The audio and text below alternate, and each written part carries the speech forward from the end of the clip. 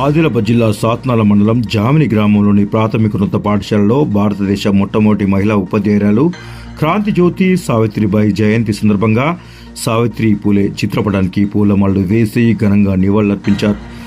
ఈ సందర్భంగా ప్రాథమికోన్నత పాఠశాల ప్రధానోపాధ్యాయులు శరత్ కుమార్ మాట్లాడుతూ జాతీయ మహిళా ఉపాధ్యాయ దినోత్సవ సందర్భంగా ఉపాధ్యాయులకు సాల్వా, పూలే బోకే, సావిత్రిబాయి పుస్తకాలు అందజేసి ఘనంగా సన్మానం చేశామని అన్నారు. శతాబ్దాల నాటి ఆంక్షలకు, అణచివేతకు వ్యతిరేకంగా బాలికలకు, మహిళలకు, వితంతులకు విద్యను అందించిన సావిత్రిబాయి పూలే చదువుల తల్లి అని శ్లాఘించారు. అనేక అవమానాలు, చీత్కారాలు, అవరోధాల నడుమ 1848లోనే మన దేశ తొలి బాలికల పాఠశాలను తన భర్త జ్యోతిరావు పూలేతో కలిసి ఆమె ప్రారంభించారని వారు గుర్తు చేశారు. నేడు బాలికలు అధిక సంఖ్యలో విద్యావంతులు అవుతున్నారంటే దానికి తొలి పునాదులు వేసిన ఘనత సావిత్రిబాయిదేనని, ఆమె సేవలు అనన్య సామాన్యమని వారు స్పష్టం చేశారు. మహిళా సమానత్వ సాధన దిశగా సమాజాన్ని మరింత ముందుకు నడవాలి అని అన్నారు. పోరాట యోధుడు, సంఘ సంస్కర్త మహాత్మా జ్యోతిరావు పూలే సావిత్రిబాయి పూలే వెనుక ఉండి ముందుకు నడిపించారని అన్నారు. పాఠశాల ఉపాధ్యాయురాలు జయశ్రీ విద్యార్థులకు విందు భోజనం ఏర్పాటు చేసి హృదయానికి హత్తుకునే అమ్మ పాట పాడారు. దీంతో ఆ మధురమైన పాట విని విద్యార్థులు ఉద్యోగానికి లోనయ్యారు. ఈ కార్యక్రమంలో జామిని ప్రాథమికోన్నత పాఠశాల ప్రధానోపాధ్యాయులు శరత్ కుమార్ యాదవ్తో పాటు ఉపాధ్యాయులు సముద్రాల జ్యోతి, జయశ్రీ, అనసూయ, లక్ష్మణ్, దూసగంగన్న, పెంటపర్తి ఊషన్న, మునహిద్, ఓచిరామ్, విద్యార్థులు, గ్రామస్తులు తదితరులు పాల్గొన్నారు.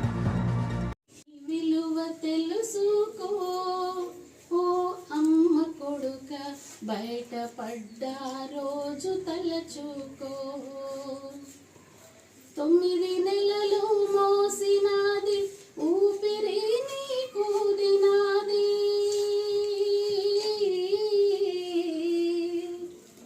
9 నెలలు మోసినాది ఊపిరి నీకు దినాది, ఊడిగం నీకు చేసినది ఉపవాసం ఉన్నది, ఉత్తగా నువ్వు ఊడి పడలేదు ఓ అమ్మ కొడుక, పురిటి బాధలు నువ్వు పడలేదు,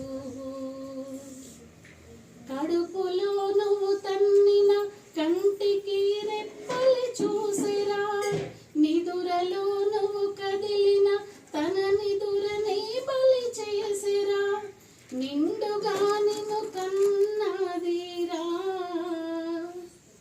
నిండుగా నిన్ను కన్నది, మొండిగా నువ్వు మారబోకు, పేగు తెగిన బంధమున్నదిరా ఓ అమ్మ కొడుక, ఉన్న నెత్తురు అమ్మదే గదరా, అమ్మలో నీ విలువ తెలుసుకో ఓ అమ్మ కొడుక, బయటపడ్డ రోజు తలచుకో,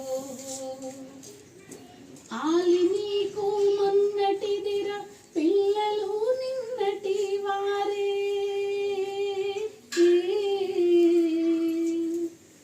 ఆలి నీకు మొన్నటిదిరా పిల్లలు నిన్నటి వారే, నేడు అమ్మను అలక జయ్యకు, ఆకలితో మార్చి చంపకు, పేగు తెగిన బంధమున్నదిరా ఓ అమ్మ కొడుక, ఉన్న నెత్తురు అమ్మ నాన్నదిరా, అమ్మలో నీ విలువ తెలుసుకో ఓ అమ్మ కొడుక, బయటపడ్డ రోజు తలచుకో, బయటపడ్డ ఆ రోజు తలచుకో.